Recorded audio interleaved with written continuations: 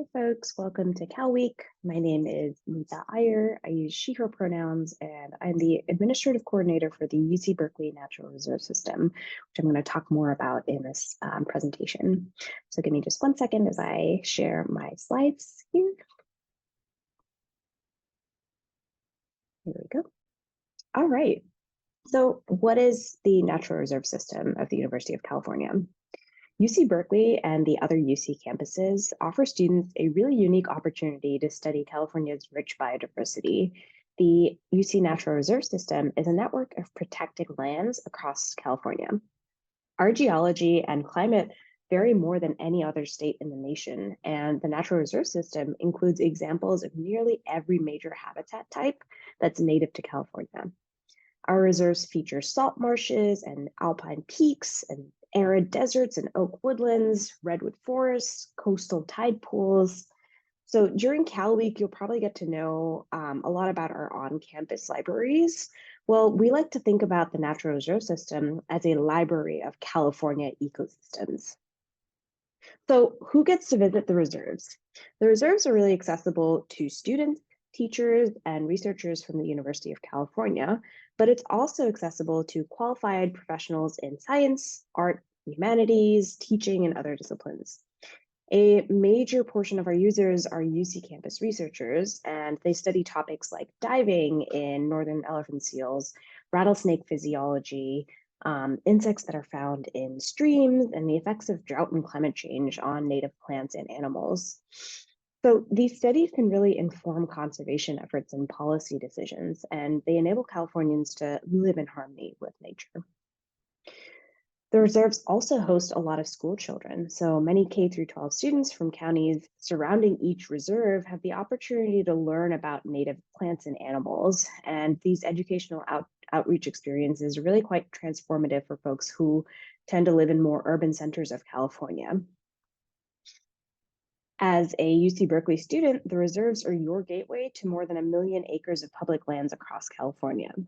These lands have a long record of natural history observations, and there are several classes that you can take at UC Berkeley that will take you out to the reserves for field trips. I'm going to talk a little bit more about that later. So one of the unique things about us is that we're actually one of the largest university-administered reserve systems in the world. Our 42 sites cover roughly 7,560 acres of preserved habitats, 756,000 acres of preserved habitats. And that's roughly the size of Yosemite National Park, to give you a sense of scale. And on this map here, you'll notice that each reserve is administered by a different UC campus. And UC Berkeley, which is noted in blue here, manages 7 of these reserves. 5 of the Berkeley reserves have active field stations where students and researchers alike can visit. These field stations are used as a home base for outdoor field classes or field research projects. So let's take a closer look at each of these field sites. One of the oldest Berkeley reserves is Sage Hen Creek Field Station, which is up in Tahoe on the ancestral lands of the Washoe tribe. Historically, fisheries and wildlife and forestry studies have predominated at this site. However, in more recent decades, researchers are now studying the effects of climate change on snowmelt and snowpack. People are studying Great Basin ecology and forest responses to fire. And there's several outdoor education and outreach experiences that students in the local Tahoe area can participate in. Further south in Carmel Valley, Hastings Natural History Reservation, which kind of became part of the UC Reserve System in 1970, includes about 950 hectares of land and has been a biological field station of the Museum of Vertebrate Zoology here on campus since 1937. Our reserve director has a really great working relationship with the Esalen tribe of Monterey County, who have ancestral ties to this land. The habitat is a mixed oak chaparral habitat, and it's unique for several reasons. For one, immediately adjacent to Hastings is a complex of vernal pools and springs that support the endangered California red-legged frog, and one of the few coastal populations of the federally listed endemic California tiger salamander.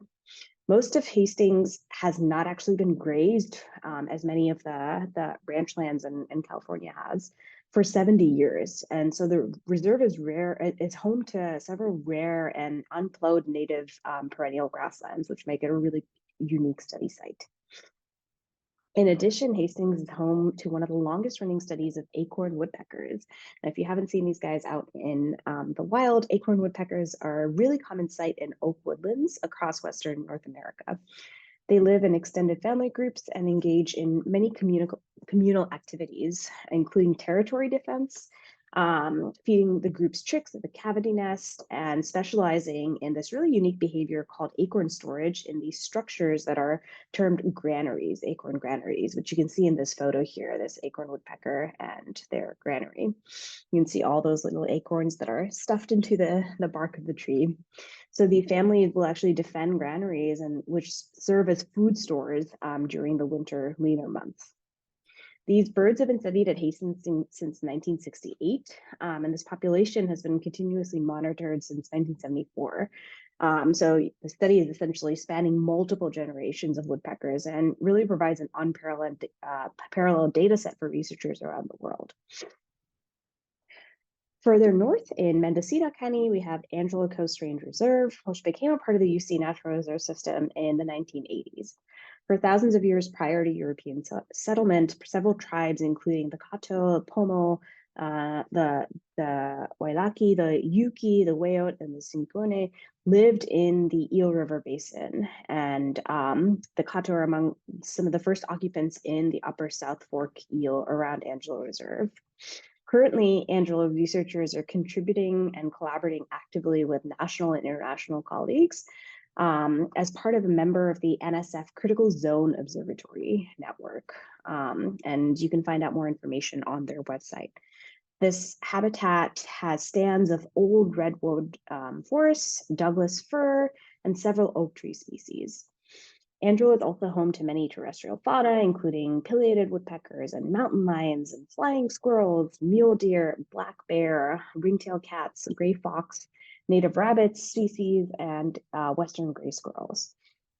The main stem of the South Fork of the Eel River and 4 undisturbed kind of tributaries in the area support several fish species, including Chinook and coho salmon, steelhead trout, 3-spined stickleback, California roach, Pacific lamprey. You can also find Pacific pond turtles and several frog species, including the foothill yellow-legged frog, western toads, Pacific giant salamanders, 2 native mussels, aquatic garter snakes, rough-skinned newts, dippers, and even river otters.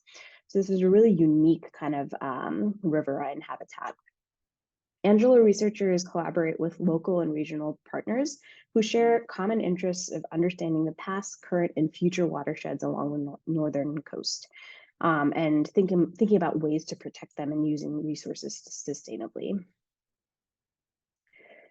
Blue Oak Ranch Reserve in the San Jose Mountains is about 3,280 acres and a field station that was founded in 2007. This reserve is the ancestral and unceded land of the Muwekma Ohlone people, and currently supports more than 460 species of plants, 130 species of birds, 41 species of mammals, 7 species of amphibians, 14 species of reptiles, 7 species of fish, and hundreds of species of invertebrates. Their lands are a mixed oak and grassland habitat featuring several species of oak, including valley oak, blue oak, black oak, and coast live oak, so many different oak species, hence Blue Oak Ranch Reserve. You can also find chaparral and sage scrub and several native and non-native grass species. The site also features numerous stock ponds and well-preserved seasonal and perennial streams with intact riparian habitats, so kind of these river land habitats, and populations of native fish and amphibians. So the reserve and its facilities are available to educators and researchers, and tribal groups and government agencies, anyone who's interested in these kinds of habitats and species. Finally, one of the last stations to join the Berkeley Reserve family is the Point Reyes Field Station, which is located within the boundaries of Point Reyes National Seashore. The station is home to the historic Hagmaier Ranch House, which is about 6 miles south of Alima. in California and is the result of a partnership between UC Berkeley and the National Park Service. The National Park Service works closely with the Green Rancheria community, which is a federation of Coast Miwok tribes, to manage the land. And the facilities currently at Point Reyes Field Station provide a really ideal setting for class visits, field research projects, staff retreats, meetings, and collaborative work. The station is just an hour from UC Berkeley and is really well frequented by UC Berkeley field classes. Researchers recently have studied effects of sudden oak on surrounding oak and mixed evergreen forests.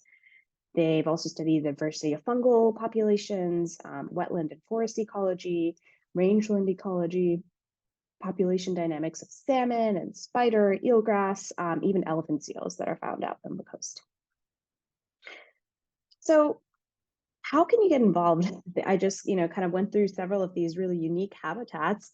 How can you get involved with research and learning opportunities as a student at Berkeley?